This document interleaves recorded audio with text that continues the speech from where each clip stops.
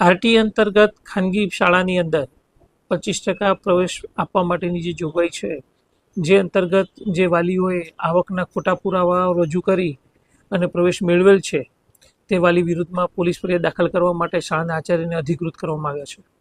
હાલ 100 જેટલા એડમિશન કચેરી દ્વારા રદ કરવામાં આવ્યા છે. એ પૈકી 68 જેટલા વાલીઓની વિરુદ્ધમાં આચાર્યને અધિકૃત કરી પોલીસ ફરિયાદ દાખલ કરવા માટે એને અધિકૃત કરી દેવામાં આવ્યા છે.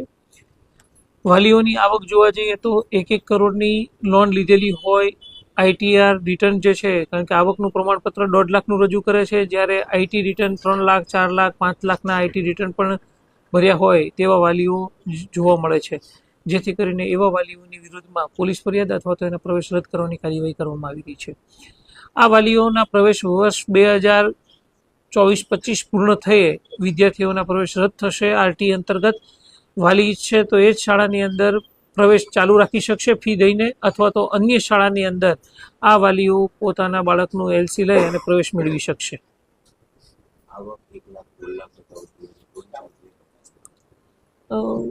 એ વાત કરીએ પ્રમાણે કે આવક 1,50,000 કરતાં વધુ હોય, પરંતુ આવકનું પ્રમાણપત્ર ખોટું રજૂ કર્યું હોય અથવા તો મામલતદાર પાસેથી ખોટું મેળવી અને આ લાભ લીધો હોય તેવા વાલીઓની વિરુદ્ધમાં પોલીસ ફરિયાદ દાખલ કરવા માટેની સૂચના આપવામાં આવી છે.